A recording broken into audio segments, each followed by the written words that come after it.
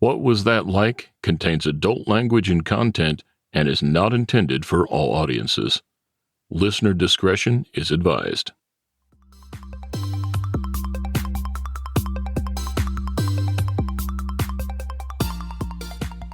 Welcome to What Was That Like? I'm your host, Scott Johnson. This is the show where we talk to regular people just like you or just like me, who have found themselves in an extremely unusual situation. We'll hear their stories and get inside their head because we all want to know, what was that like? More information about each episode at whatwasthatlike.com. Here we go. In this episode, we're talking with Samantha, and that's not her real name, by the way. She has an interesting story and has to do with a medical condition that she's had since childhood. Samantha has hyperinsomnia. I'm sure you already know about insomnia, maybe actually even experience it from time to time, but what Samantha has is hyperinsomnia. That's more than just trouble sleeping sometimes. For her, it means that she typically goes about 8 days at a time without having any sleep. Can you imagine going more than a week with no sleep?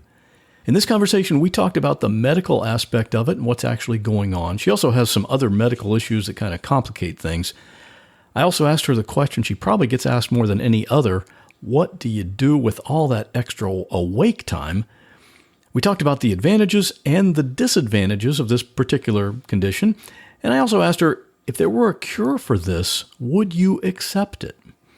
There are some online resources available to learn more about hyperinsomnia, and Samantha also has a blog where she talks about it in detail, and I'll have those links in the show notes for this episode, which is at whatwasthatlike.com/03, since this is episode number 3.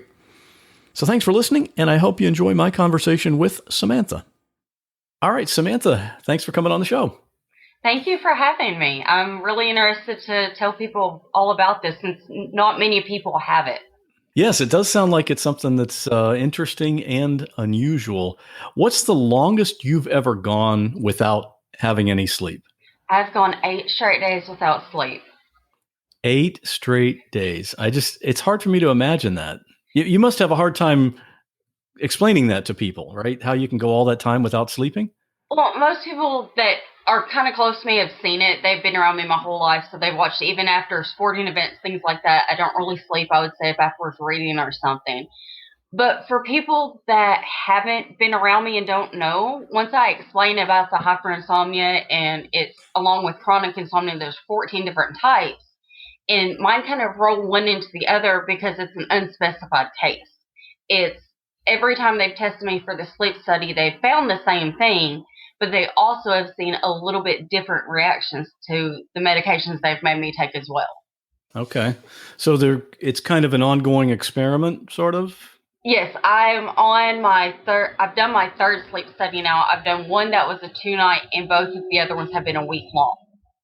Is hyperinsomnia the actual medical diagnosis, or is there another name for it? They call it unspecified hyperinsomnia. Okay. And what does that mean in layman's terms?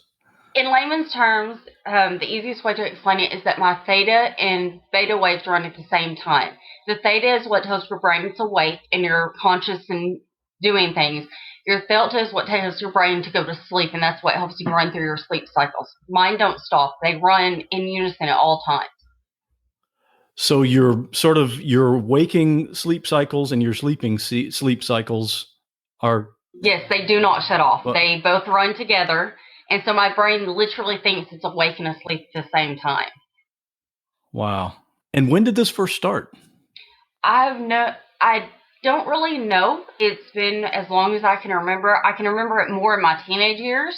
But I know when I was a kid, they did tell me they had trouble making me go to sleep. So I spent lots of hours reading because my mom didn't mind if we were up reading a book or if we were studying, as long as we were at least in bed attempting to go to sleep. And how old are you now? I am 34 now. Does anyone else in your family have this? No one else. Huh. Have you ever met anyone else in the world that has it? I haven't yet. I'm hoping to. It'd be interesting to sit and talk with someone that goes through the same thing, that understands days becomes weeks, weeks become months, because it all rolls into each other. Right. Yeah. Just to sit and talk with someone. Boy, you guys would have a lot to talk about, I'm sure. I would hope so. Is there do they give you medication to help with this, or does it help at all? They give me Ambien, which it'll work for anywhere from 4 days to a week when it does work. But I only take it every few days or else it quits working, period. Because you develop a quick immunity toward it? Yes. They've actually had to double the dosage twice, and we figured it was best for me just to only take it every few days instead of building a tolerance to it. And when you say it works for 4 days to a week, what does that mean? Are you able to sleep at night or what? It'll help me fall asleep, but I will only be asleep for a couple hours. All right. So you were first diagnosed as a teenager? Is that when they actually decided that's what it was? No, I was first officially diagnosed 3 years ago, and that's when we found out what was going on. Ah, so was that kind of a relief to know at least the thing had a name? At that point, no, because I have other medical conditions, and we had kind of attributed it to that. But when we actually had gotten my pain under control and other issues pretty much controlled, that's when we figured we needed to look further into it. And so finding out that it wasn't just the pain or anything else causing it, that's what made the relief for me, was finding out that we did have something that was going on.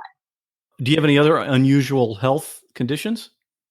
Not unusual. I just have a ton of other ones, and nobody else in my family has any of them. So what else is going on that would add to your lack of being able to sleep? Here's the list. I have migraines, seizures, I have fibromyalgia, degenerative disc disease, of course, the hyperinsomnia unspecified, and I know I'm forgetting something else. I don't remember what the other one was. I'll think of it at some point. Well, just the ones you said already, that's quite a list. It's a lot to handle knowing that it's not just one thing, it's a group of things that we're trying to deal with all at one time. Right. And medication for one might negate the medication for another or interact negatively somehow, right? Actually, my doctors have been really amazing and done the research into what medications we can and can't use. It's not just for what can actually not make another work, but what can react to others.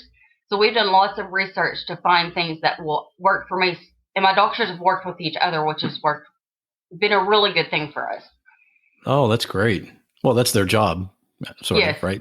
Well, I have found some of my good. doctors didn't want to communicate with the others. They just wanted to deal with the one problem. So I did take the time and work to find one that would be willing to look at my other records really well and actually make phone calls when we hit a stump on what to do next. That's good. It's good that you found a good one. So what do you do with all your time? I mean, you don't have to spend 8 hours a night sleeping. Well, how do you fill all that time? This is a question I'm actually used to. I read a lot. I play video games. I have binge watched all my favorite shows. Not really much else. Right now, I'm picking up a new hobby. My grandma was a seamstress. She taught me how to sew when I was little. So I'm picking that back up again. And after 15 years, it's frustrating, but I have at least the time to work on things. I guess, yeah. Do you listen to podcasts at all? Actually, I don't. I've listened to one. I've got a friend that does them. And every time I sit down to start listening to one, I'm like, ooh, I want to go read this. And so I feel bad I haven't sat down. I've listened to one of his, and that's it so far. Okay. Well, I'll tell you something. If you're not familiar with podcasts, obviously you will be now, having been on one, but there's a whole new world out there for you to explore, and almost any topic you can think of, there's probably a podcast on this subject. I wouldn't be surprised at all. So maybe something you could look into. I think that is something I'm going to look into. Definitely. Yeah. I'd love to hear if you find anything. Do you ever lose track of time or what day it is? All the time. I will sit here and think it's Friday. No, it's Tuesday. I will think it's Wednesday and it's Thursday. But funny enough, on Tuesday, I was texting my sister and telling her I was going to be coming up on Wednesday to come see her. She goes, "It's Wednesday. Why aren't you here?" I was like, "It's Tuesday." And she looked and goes, "Oops." And I said, "It's Tuesday." And she goes, "Oh, well, I thought it was Wednesday all day." So wow. it's funny the days I can correct her because she's used to me being wrong most of the time. What can you do to make yourself sleepy? I've actually done a lot of yoga and meditation is kind of what I do to help try to shut my brain down. Before I got injured with my back and neck, I used to work out a lot. I used to go to the gym every night. I took Zumba classes and I ran 4.5 miles a day. I played soccer or I worked with my horses because I used to show horses. Um, Mostly working out just to wear my body down. Because if I can get it worn down enough, I could sleep a little. And normally it was the same, only a couple hours. But the worst thing is now I can't do those hard workouts. I can't go jog. I can't play soccer. So I'm working on trying to find other things that will help me sleep now. So you can't do those other activities because of the other health conditions? Yes. Right. Okay. Yes. Yeah. So I wonder what else you could do, though. I mean, what else can you do? I mean, obviously it has to be something physically tiring. That's the thing we've been trying to find out. For one, I'm on a weight limit of 20 pounds, so I can't do the heavy weights. I can't do a lot of what I'd use for body resistance toward. But we're trying to find something. I'm working on yoga right now, which is something that kind of helps a little. I can use it to kind of not think about anything else. I can just shut my brain down some, so that helps a lot. What about a treadmill? Would that be too high impact? I have a really bad knee, and we've already had meniscus surgery done on it once, but it still has other issues that jogging is just not plausible anymore. Okay. Or even, what about just walking, though? I mean, of course, you got to use your knee for that, too. I take my dog on a walk every morning. We do 2.5 miles a day, so that wears me out a little bit. I get home and I am tired. Good. Well, that's a good direction to be in anyway, then. Are you able to have a job? No. Because of the seizures, I am on a no-drive order. Oh, because, yeah, of course. Yes, that really has messed me up with things. It's hard because I have to have someone else drive me to doctor's appointments, someone else take me where I need to go to pick up medication. Oh, yeah, because with seizures, it would be dangerous to drive, obviously. Yes, I actually, before I was fully officially diagnosed, I did have one issue. I got in a fender bender. Thankfully, nobody was hurt. But that was kind of a wake-up call that something was really wrong. You know, when I looked up this, the name hyperinsomnia, just to do a little bit of research before our conversation, I found that there's a lot of information on hypersomnia, which of course is excessive sleepiness. And actually, even when I did a Google search, the first thing on the Google search result says, didn't you mean to search for hypersomnia? But no, but for hyperinsomnia, doesn't seem like there's a whole lot available. There's not. It's because it goes under, it's one of the 14 types of insomnia. So it lays underneath that. And even if you look at my medical records, they have the hyperinsomnia and chronic insomnia, and then there's 2 more types that go along with it. And that's why they put me under the unspecified, because it's all layered together with me. Okay, now I'm curious. What's the difference between hyperinsomnia and chronic insomnia? Chronic insomnia is where you can go over, where the insomnia lasts for months at a time. So it's people who it's constant with them and it never goes away. I wish I had wrote it down and had it in front of me. There are multiple types. On my Reddit thread that I did, I actually have a link on there to the hyperinsomnia, and it goes into the different types. Okay, so there's a bunch of different types of insomnia, and I'll get that from you, and we'll put that in the show notes as well. So in case people want to look at that, it's actually a website. It's called Sleepopolis that goes into it and explains all of them. What was it called again? Sleepopolis. I might be pronouncing that wrong, but I have it on me and I can send it to you. Okay. All right. I'll put all that in the show notes then. So how many people are, like, as a percentage of the population, or how many people in the world have this? Do you have any idea? Actually, on that one, I don't have an idea. I think if I had a little bit more of a breakdown on exactly what they would classify me on, a little bit better, I could. But just being unspecified, I don't have a clue how many people would be under that category. Okay. Yeah, because it kind of carries, it's a little broad. Going back just a little bit on our previous question, chronic insomnia sounds like it's worse than hyperinsomnia. It is, and that's the part that makes me stay up for days on end. That's that section of it. So then once I've been up and up and up, that's when all that sleepiness starts because I've been up a week long, no sleep, and your body physically just gets so exhausted because when I don't sleep, I like to clean. I'm really OCD about things, and everything has to have its place. I mean, I'll spend days when I feel really good and can move around and do things. I'll clean baseboards, or we have display cabinets that I'll break them down, clean, and redo them. So by the end of the day, I've cleaned and cleaned and cleaned. And you would expect my brain to shut down and be tired. No, my body's tired, so I'll go lay down in bed all night and just give my body a rest. But your brain is still fully active. Yes. Do you ever take sleeping pills? That's what the Ambien is. Oh, okay. So when you do sleep, do you feel like it's a good quality sleep, or is it kind of light? Actually, even my 20-minute naps feel like they give me tons of energy. But when I do sleep, if it's not that I get the 8 hours sleep, I will go through the whole REM sleep. I have dreams. I have night terrors. When I shut down, it really gets kind of crazy. I'll have some of the most amusing dreams because of it. So I do get really fulfilled sleep. How do you feel after you wake up after a long sleep? Just like other people, or is there something different after that? I feel like the Energizer Bunny. I have tons of energy and feel like I could go all day long. I will start 20 projects and finish none of them that first day. I'll start something and go, oh, I should do this. And I'll start it in 10 minutes later. Oh, I need to get this done. And I'll run over and start it. And then I'll be like, oh, I need to do this. And then by the end of the day, I have all these projects started, but nothing finished. So over the next few days, I have lots to keep me busy. Yeah, you got a lot to do the next over that week, right? Yes. You must have quite a to-do list.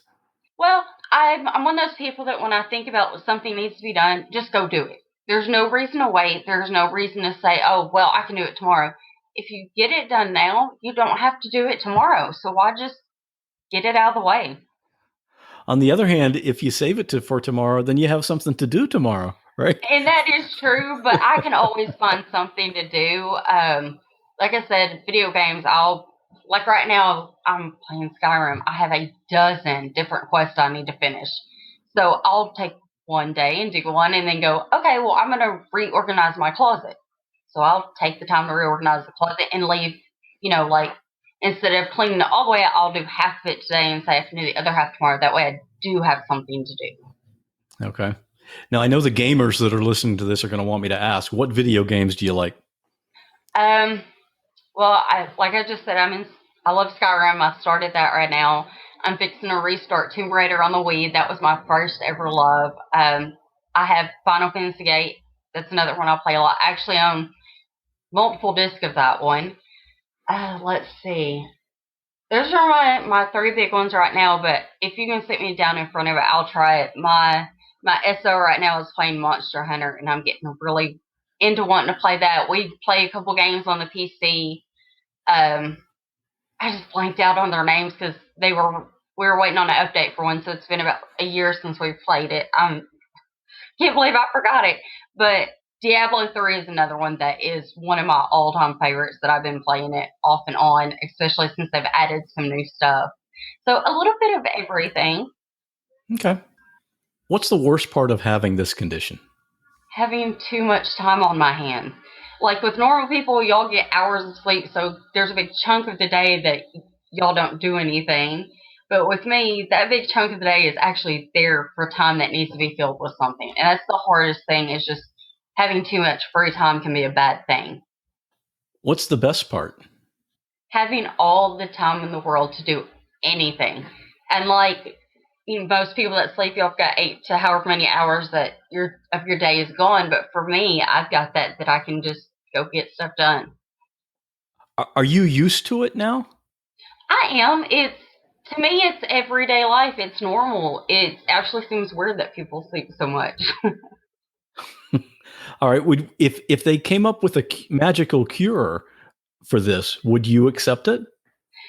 That's a yes and a no question, actually.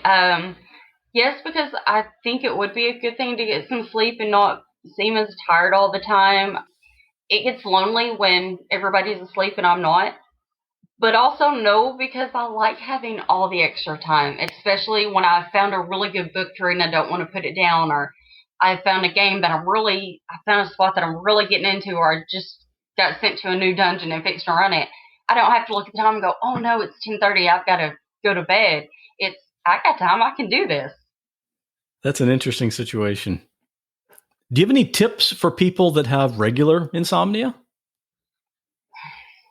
Yoga and meditation, those are the two best things I have found to find some kind of peace from all the just constant running in my head. Yoga and meditation. And what does meditation look like for you? Is that something you practice daily? And how is you use guided meditation, or how do you do that? No, I had a friend who was kind of big into it a while back, and her thing was just to sit in a chair, get comfortable, concentrating on breathing slow, and that's it. Just only think about the breathing until there's nothing else going on in your head. And there's days it doesn't do anything. I'm too worried about something, or I'm too stressed or frustrated. But the days that I'm not, I can just really relax. I'll lay my head back and get comfortable, and it'll give me an hour or two of just relaxing. And there have been moments when it helps me, and I just fall asleep and I'll wake up a little refreshed. It normally 20, 30 minutes of a nap, but it's worth it. Mm-hmm. If someone's listening to this and they say, wow, I have unspecified hyperinsomnia. We have the same thing. What would you tell them, or what resources would you send them to maybe get help? Find a sleep clinic. There's a lot of hospitals have them. Just go to your PCP and tell them, I don't sleep. I'm going days or hours without sleep. Can you please find something for me? Can we get together with the sleep clinic and figure out what's going on? Okay. Although some sleep clinics, do you think maybe some of them have not even heard of what you have because it's that rare? Mine's actually kind of amused with me, because when we did my second sleep study, it was one that I stayed for a week. And my second night in, I was laying there, like I said, I will try to meditate, and they wanted me to at least attempt to sleep. And they asked me when I got done that third night, they said something was a little different that we noticed, and we looked back and found it. So I asked them what it was, and they said, you lay in the same position for hours on end, but you didn't move. You lay there for 3 hours and not one movement. Anytime we asked you to switch positions, you did, and the same thing would happen. And they asked me how I did it, and I just told them, I would take the breathing exercises, and that's what I was using to attempt to sleep. And they said they'd actually never seen anybody who could do it without moving at all. So that's the only part of it that really was different for them to see. I would expect, being a sleep study, they should see odd cases like this enough to understand or know the unspecified cases are the cases where, like mine, you have a couple of different types of insomnia. So they put it together, and that's where the unspecified came from, or at least for me it did. I don't know how other doctors or clinics would do it. Mm-hmm. Right. Yeah, we should say on here, neither you or I are doctors, and we're not offering any kind of medical advice. Big Yes. disclaimer there. If people want to contact you, I understand you have a blog? I do have a blog. It's called Wings for the Wind. I had started a few years ago, so it's only got a couple on there now. Somebody actually asked me if I would do a daily one. And so I started that on Monday. I didn't do one last night because I never finished it. I got a little distracted, but I'm working on that right now. And I do have it set up where you can ask me anything. You can comment on it and ask. And if you have a specific question that you would like for me to address, I will do that in my next blog after I see your comment. Okay. And what's the address for that again? It's on WordPress, and you just have to look up Wings for the Wind, and my blog will come up. And I'll find that link and put that in the show notes as well.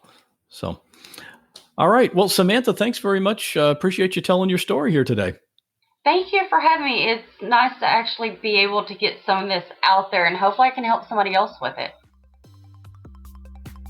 Thanks for listening to this episode. My goal for each show is to introduce you to people and stories that you just won't find on other podcasts. If you want to help support the show, you just need to subscribe, and that way you'll never miss an episode. You can click on any of the subscribe buttons on the website, which is whatwasthatlike.com. You'll see all the links right there at the top where you can subscribe directly to this show on Apple Podcasts, Google Podcasts, Google Play Music, Spotify, Stitcher Radio, or on whatever app you use to catch your podcasts. And you'll see there are also links to Twitter and Instagram, so you can follow us there, and I hope you do. And if you really want to connect with me and get in on the discussion with other listeners to this show, you can join our private Facebook group. You can find that at whatwasthatlike.com/Facebook. And of course, you can always email me directly at scott@whatwasthatlike.com, or just go to the website and click on Contact. I'd love to hear what you think of this episode or a previous episode. Thanks again for listening, and I'll see you on the next show where we'll once again ask the question, what was that like?